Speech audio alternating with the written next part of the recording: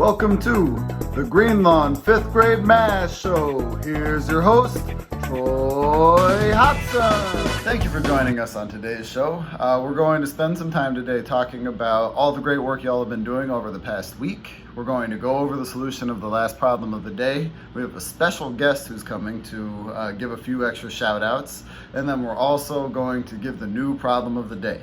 A couple numbers before we get started. First off, last week we had 10 kids who solved the problem of the day. Since then we've had 3 new ones along with those original 10. So we're up to 13 kids who correctly solved the problem of the days from last week. Good job, y'all. Last week we had 10 kids who'd gotten on Khan Academy. Since last week, 17 more kids have gotten on and been working hard on it. So awesome job, we're up to 27. I want those numbers to keep on going up. And I've been seeing a lot of people put in time and effort on Khan Academy. And finally, last week we had 2 people who'd reached out to me for help. This week we had 2 more, so we're up to 4. I'd love to see that number going up too. Please feel free to call, text, or email me if you need any help on the problem. Now, before we get any further, this is a number that I really want to see go up. 13 kids sent me solutions, which I was really excited for. But I'd like to see even more solutions to today's problem of the day. So I'm going to put some extra stakes on it. I'm going to see if I can motivate you to send me a few more problems of the day. So here's the deal. If we get up to 27, to the number of kids who are on Khan Academy sending me a problem of the day, I will make a TikTok dance video of your choosing. So if you write whatever dance you want me to learn at the bottom of the problem of the day you send me, and we get up to 27 correct answers by this coming Friday, I will make a TikTok dance video of whatever dance you'd like me to learn. Hope that motivates you to submit some extra problems of the day. Get on your friends to send the problem of the day as well. Make sure that we get the answers, because then you get to see Mr. Hobson try his best to learn a dance, and I'm sure I will fail miserably. So I'm very excited to see your solutions, and not as excited to do the dance for you all, but that's okay. I'll make it work. Before we get going on last week's solution, we have a very special guest, Dr. Nanny, who's going to join us to do a few shout outs. Hey, Greenlawn 5th graders. Mr. Hobson's been telling me all about the work that y'all have been doing while y'all have been at home, and I am so proud of y'all. He showed me some of the things that y'all have done and how hard y'all have been working, and it is amazing to see the growth that y'all are getting. I know that y'all probably have not been looking forward to the work that he's been giving you, but I also know that you've been enjoying sleeping late, so call that a win. There was a few students, though, that I saw that I really wanted to give shout-outs to for the work that they did. And that's Mr. Seeger for his work on iReady, and Miss Hunter for all of the stuff she's done with Khan Academy. And then definitely a double shout out to Mr. Rivera and Miss Morales for their works on the problem of the day. I loved seeing Mr. Hobson's videos, and I love seeing y'all's responses to them. So y'all keep putting in that work. And I look forward to next week hopefully having a few more of you to give some shout outs to. So y'all keep rocking, y'all keep working, and Mr. Hobson, you keep making those videos, and I look forward to seeing what we get next week. Y'all have a great night, and see y'all this week. Okay, so now get out the work from the last problem of the day that we did, and we're going to solve it together. If Evangeline ate 2/3 of a dozen eggs last week and half a dozen eggs this week, what fraction of a dozen did she eat in the last 2 weeks? So to solve this problem, the first thing I need to do is set it up and draw a picture. So I drew a picture of the eggs she ate last week, labeled with L's, and the eggs she ate this week, labeled with T's. Last week and this week, 2/3 and 1/2. I want to know what fraction of a dozen she ate in the last 2 weeks. So I'm putting those two totals together. So I'm taking 2/3 plus 1/2. Now the issue with this problem is I can't add thirds and halves together. I need to find a common denominator. So they need to have the same unit.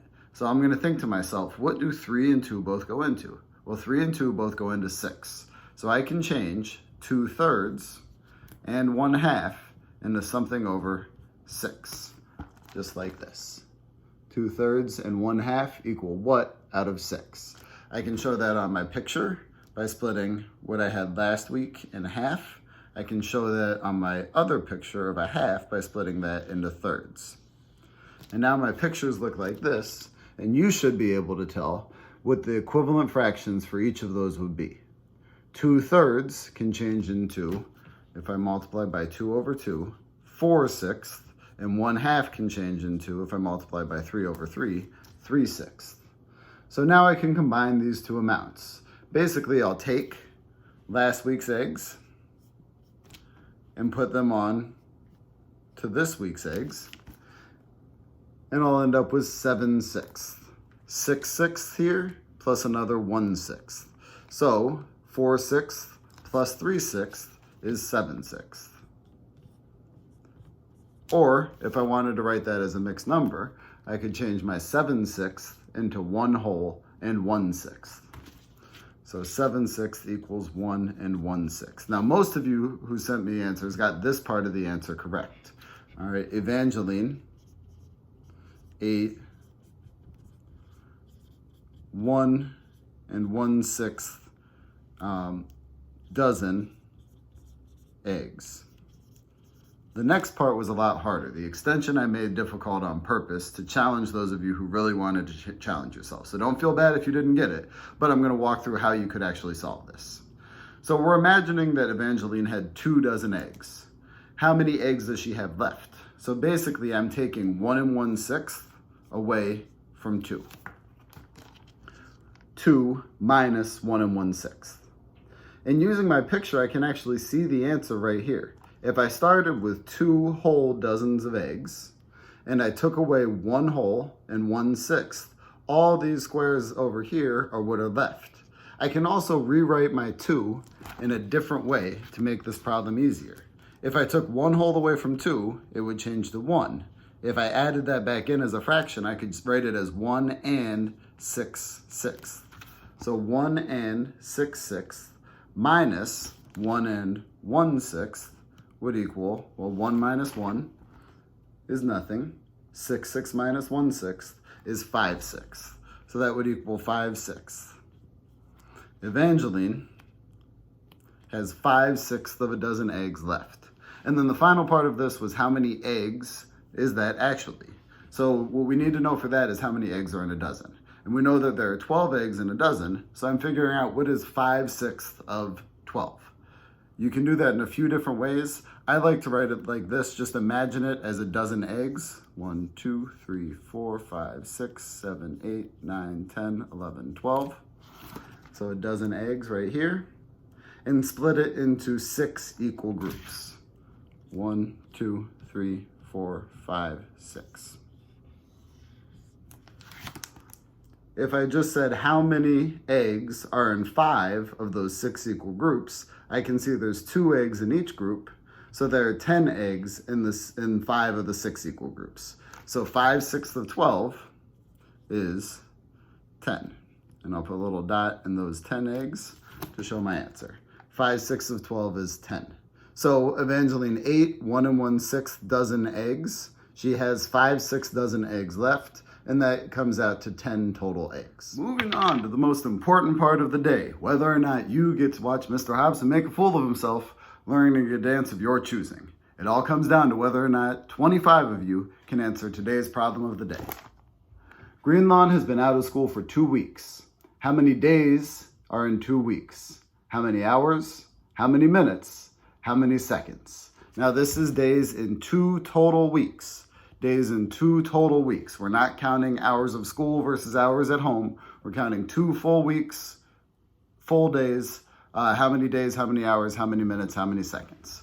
Remember to solve these problems on a sheet of paper and send me a picture of your responses. At the bottom of your responses, write down whatever dance it is that you want me to learn. I will choose the one that has the most votes by next Friday.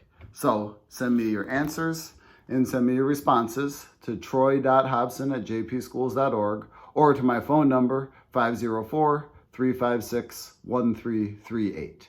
And also, please take the time to share this with other students. I haven't heard from every single parent or every single student who I teach yet. So if you haven't sent me a text message or an email, or if your parents have not, please have them do so with your name on it so I know who's texting me and so I can record your responses. The more people you share it with, the better chance we have of getting up to 25 answers, and the better chance you get to see Mr. Hobson making a fool of himself with a ridiculous dance of your choosing. Good luck. I hope to hear from you all soon. Remember, they're due by next Friday.